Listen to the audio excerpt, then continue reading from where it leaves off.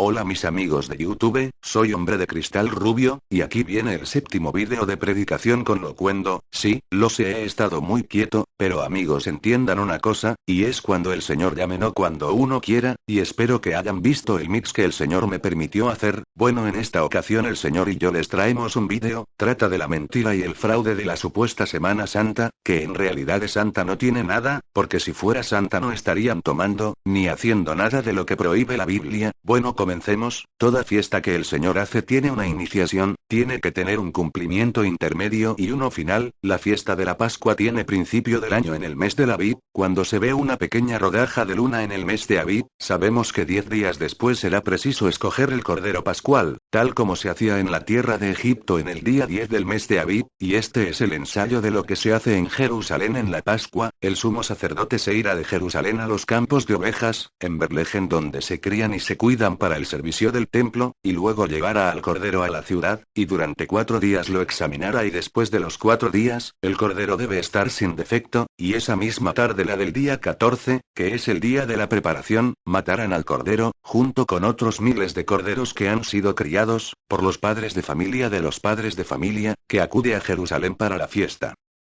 Entonces llevan a los corderos al monte del templo, y se le mete en el horno antes de que se ponga el sol, y ese es el día del Shabbat Soleimen, de la fiesta de los panes sin levadura, de modo que cuando se pone el sol y se ha asado el cordero, y comemos sus carnes con las mejores hierbas, y los panes sin levadura es el pesaje en el Shabbat, la fiesta los panes sin levadura. Para los 7 días después tenemos otra santa convocación, es el Shabbat Soleimen del día 21, y es en ese día cuando cruzamos el Mar Rojo, de modo que es un recordatorio de esa santificad. En ocasiones durante la fiesta de los panes sin levadura, que tiene lugar en esa semana del 15 al 21, tendremos un sábado semanal, y el día después de ese Shabbat, cuando se pone el sol, ha llegado el momento de la cosecha de los primeros frutos de la semana. Estos es después de ponerse el sol, es decir que el primer día de la semana, los sacerdotes cruzan el puente del valle de Cedrón, y van a la parte del monte de los olivos desde el día 14, prepararon 10 homer, y los montones de cebada sin cortar, y cuando se pone el sol después de la semana, se cosechan esos 10 homer de la villa de cebada, cosa que se hace públicamente. Luego se procesan esos homer de cebada, antes de la noche, y a la mañana siguiente, el sumo sacerdote entra en el lugar santo, y mece la ofrenda de los primeros frutos, de la cosecha de cebada, meciéndola en el templo, y ese día empieza a contar el homer. Contamos 50 días y llegaremos siempre al primer día de la semana, después de 7 sábados. Entonces, en la fiesta de la semana, o sea la fiesta del Pentecostés, que significa 50avo, debido a que es el 50 día de contar el homer, esto es algo que tiene lugar cada año.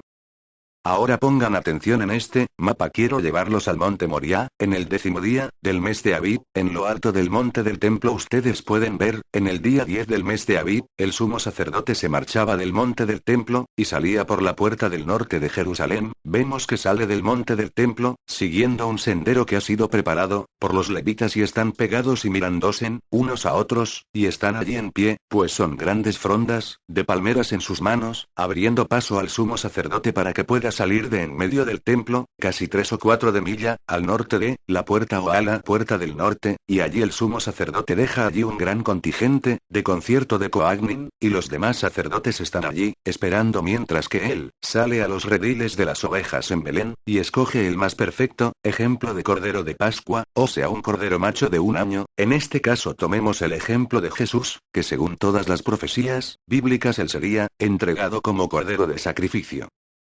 Profecías como, que le arrestaran el 10 de Abib, y al 10º día, escogían el cordero. Después pongamos cuidado a esto.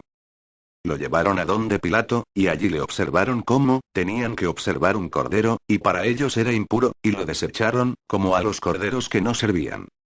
Como ustedes se dieron cuenta, lo que hace un rato dijimos, que escoger el cordero perfecto, tiene relación con la captura de Jesús. Entendamos que lo que acabamos de decir tiene un gran significado, muy profundo, pero para aclarar más el tema, y no confundirlos, puse este ejemplo que igualmente es verdad y tuvo mucha relación con nuestro Señor.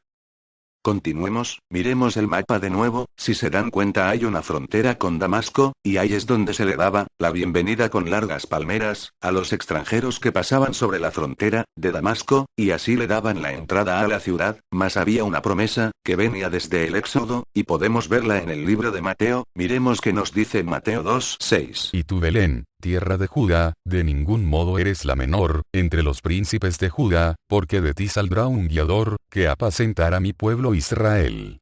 Entonces podemos ver, que de una manera ya estaba profetizado que Jesús, saldría de la tribu de Judá, y de Belén Efrata nacería, miremos Miqueas 5:2. Pero tu Belén Efrata, pequeña para ser contada, entre las familias de Judá, de ti me saldrá el que, va a ser Señor, de Israel. Igualmente, como ya había dicho, desde tiempo antes, también desde el Éxodo, ya estaba profetizado, que vendría el Mesías, entonces, no es que les haya caído de sorpresa, sino ellos ya sabían que vendrían Jesús, y cuando estaba entrando, le recibieron, mas no le aceptaron como Mesías.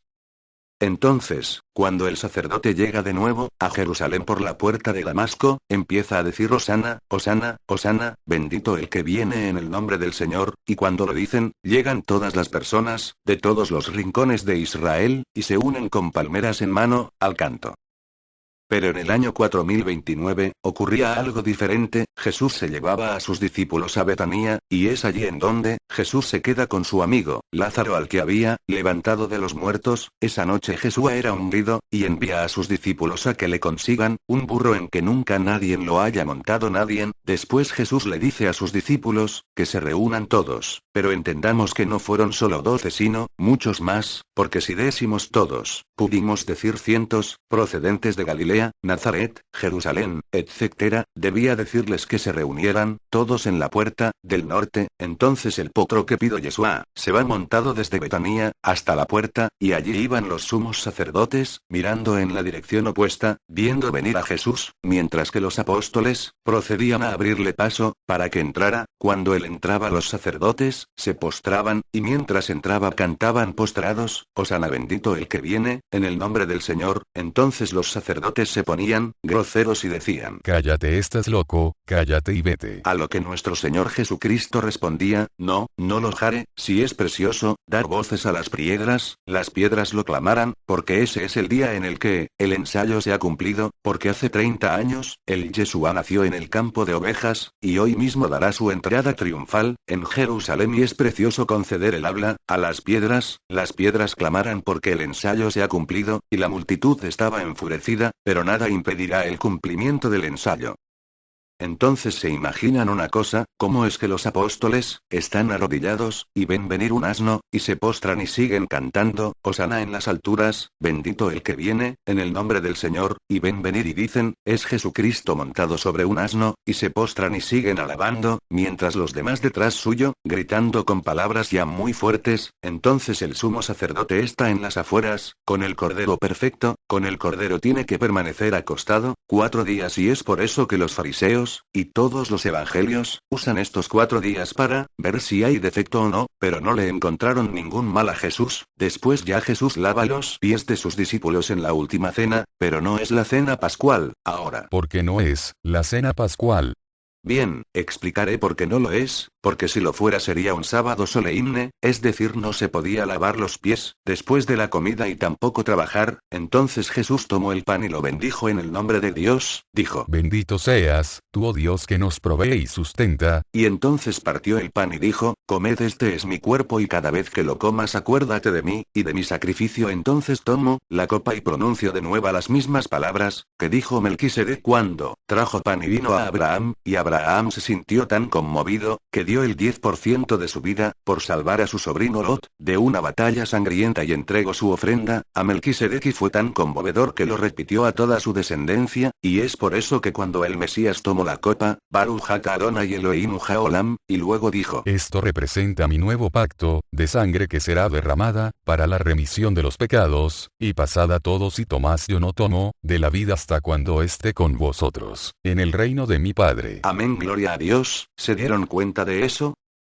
El mismo Señor dijo, que no tomaría cuando nosotros, estemos con él en el cielo, es decir en las bodas del Cordero que será, muy pronto, y tomaron y se repartieron entre todos, luego el último pedazo de pan lo mojó, y se lo dio a Judas, cuando Judas lo recibió y lo comió, se fue de su lugar y los demás creyeron, que como él era el tesorero salía a comprar algo para los pobres, pero no fue a vender a Jesús, luego que se hubo acabado la cena, Jesús salió al huerto y allí fue arrestado por los soldados, para no inventar este texto completo está ya en Lucas 22, 7 al 23, luego que le arrestaran le llevarán ante el califa, y después fue llevado al cuadrante norte del templo, y fue allí donde fue llevado a la sala de Pilato muy temprano en la mañana, pero Pilato mandó a preguntar, ¿qué había hecho? Para no profanarse, Pilato tuvo que estar entrando y saliendo, varias veces para ver cuál era el juicio contra el Señor. Después su esposa le dijo, que había tenido un sueño espantoso con ese hombre, inocente.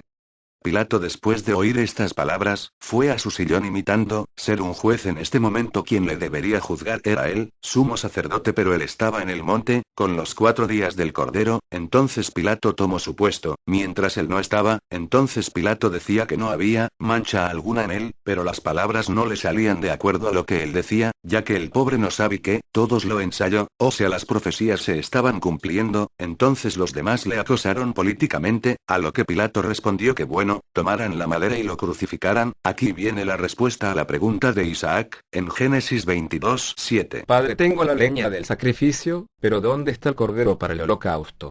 A lo que Abraham responde, Dios te proveerá un cordero. y en ese mismo camino, Abraham caminó con Isaac, y llegaron al mismo monte que es, el monte Moriah, y allí fue donde Abraham iba a sacrificar a Isaac. Igualmente fue unos metros más, donde llevaron a Jesús para su crucifixión, donde al morir humanamente, baja al infierno para liberar a todos los condenados, ya que como sabemos Satanás queda derrotado, cuando Jesús murió, y por eso liberó a los condenados, donde después de 3 días de estar allí abajo, es su ascensión al cielo, pero para no dejar solos a sus discípulos les envía su Santo Espíritu, que ahora mismo, amigo mío, él está a su lado, se le ha aceptado como guía. Amigos, muchas gracias por abrir este mensaje que Dios le ha dado a su vida. Ahora entienden cuál es la verdadera Semana Santa, aunque sí, bueno, para nosotros los cristianos, de verdad todos los días son santos cuando andemos en obediencia con Dios, pero en realidad la Semana Santa es un homenaje a Jesucristo, por venir y hacer todo su trabajo, es decir, salvarnos. Bueno amigos, espero que el mismo Señor les haya hablado a sus vidas, y hayan entendido el verdadero significado. Que Dios me los bendiga y cuídense de las grandes fantasías, que el mundo toma algo santo para falsearlo.